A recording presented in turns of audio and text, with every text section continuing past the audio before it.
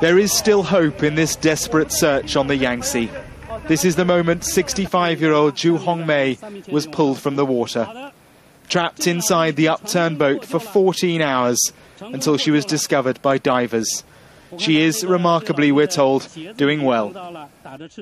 Through the day on the upturned hull of the boat, rescue workers have used hammers to identify air pockets.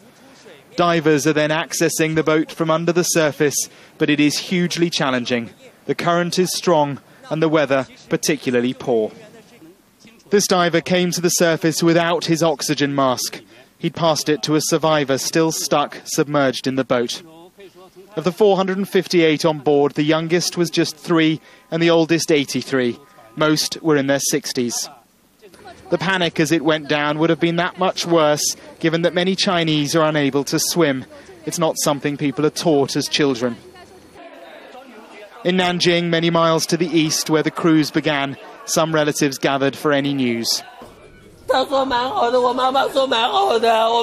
This man spoke to his mother a few hours before the tragedy. If only I'd known what was to happen, he says, I would have spent so much longer talking to her. The Eastern Star was on a popular tourist route towards the spectacular Three Gorges when the accident happened late on Monday night in strong winds and rain. The boat floated upturned for 3 kilometres down this vast river before grounding in shallower waters. 2 of the victims were found 30 miles downstream. The turbines here at the Three Gorges Dam, further up the river, have now been slowed in an effort to reduce the current downstream. Described as a luxury cruiser, it has several floors, 3 classes of cabin, bars, restaurants and a karaoke stage. The boat's operator is cooperating with authorities. The captain and chief engineer both survived and are now being questioned. China's Prime Minister was on the scene within hours. There will be questions for him.